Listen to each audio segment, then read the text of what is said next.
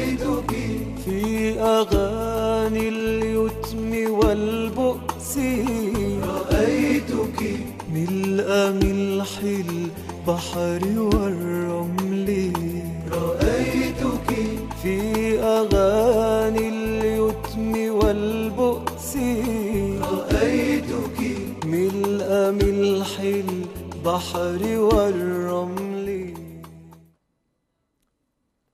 وطن كان لنا أرجوحة من ضياء وأغاريد حسان، والمحاريب على أكتافها، كبر الفتح وصلى الخافقان.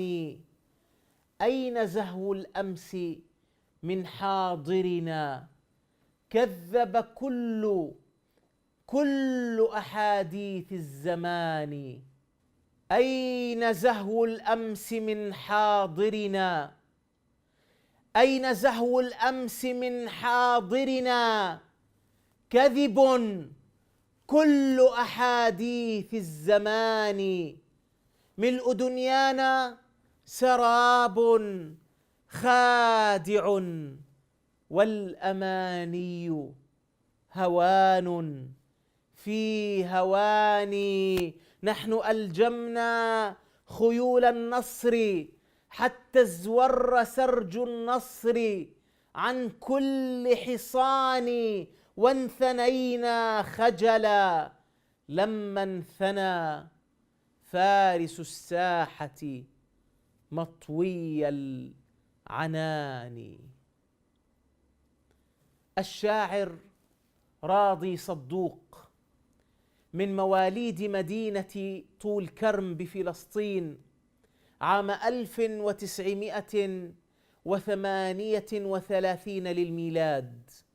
عمل في التدريس لمدة عامين في سن مبكرة، وكعادة كثير من الشعراء دخل إلى الصحافة عن طريق الأدب، وشغل خلال رحلته الصحفية مواقع عديدة مهمة، كان منها رئيس تحرير مجلة رسالة الأردن، تلك المجلة التي كانت تصدر بشكل أسبوعي عن وزارة الإعلام الأردني، وكان رئيسا لتحرير مجلة حماة الوطن الشهرية، وكان مدير عام ورئيس تحرير جريدة الأيام، وهي أول جريدة يومية صدرت باللغة العربية في مدينة روما بإيطاليا. كما ترأس تحرير مجلة الرائد العربي الأسبوعية، وأنشأ جريدة الهدف الأسبوعية الكويتية في وقت مبكر تزامن مع استقلال الكويت في الكويت عام 61.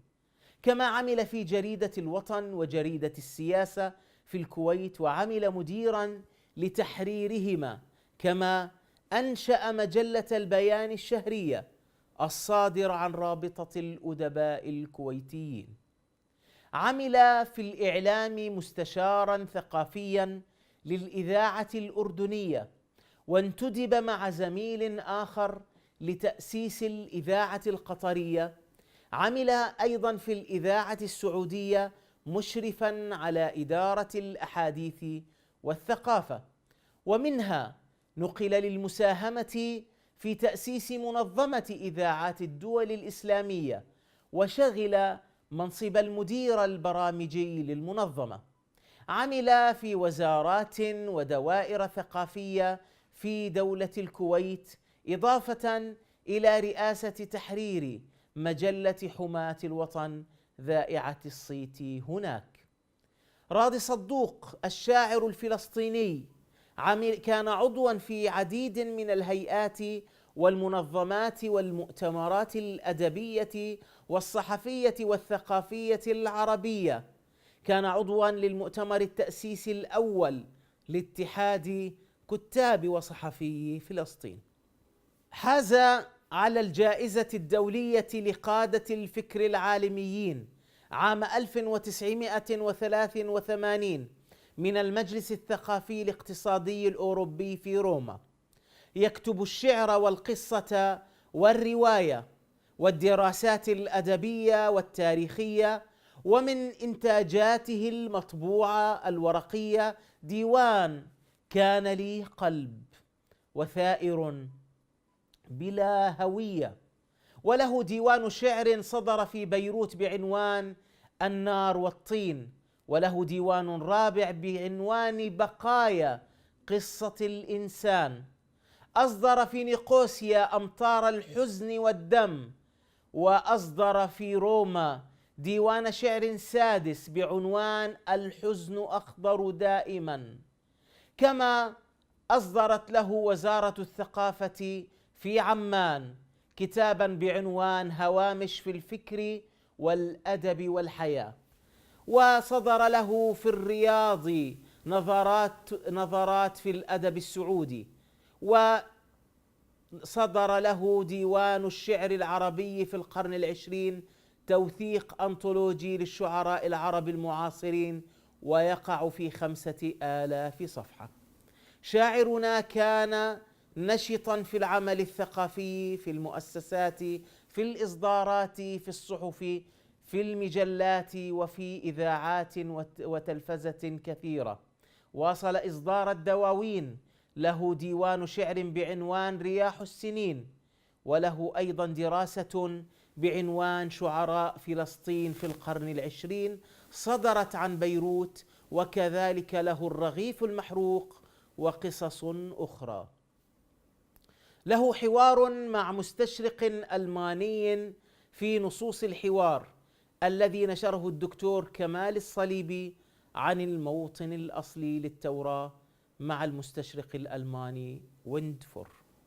تتلمذ على يديه عدد كبير من الشعراء والأدباء ورجال الصحافة والإعلام في الأردن، في الكويت، في قطر، في السعودية، في إيطاليا.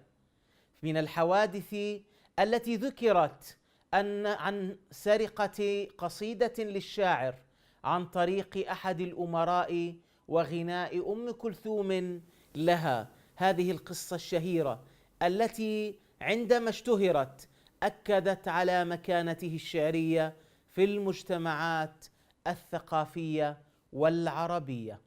له قصائد كثيرة عن فلسطين، عن القدس، عن الأقصى، النبض الذي لم يفارقه دوما.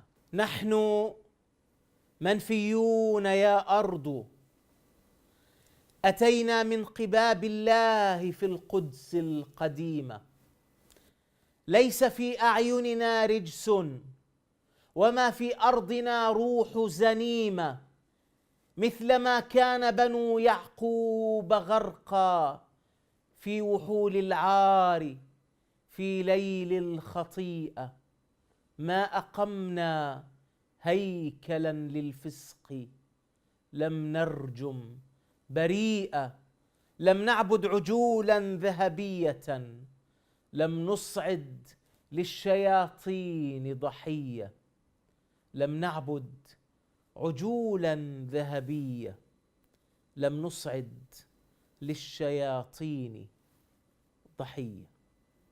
رأيتك في أغاني اليتم والبؤس، رأيتك ملء ملح البحر والرمل، رأيتك في أغاني اليتم والبؤس، رأيتك ملء ملح البحر والرمل.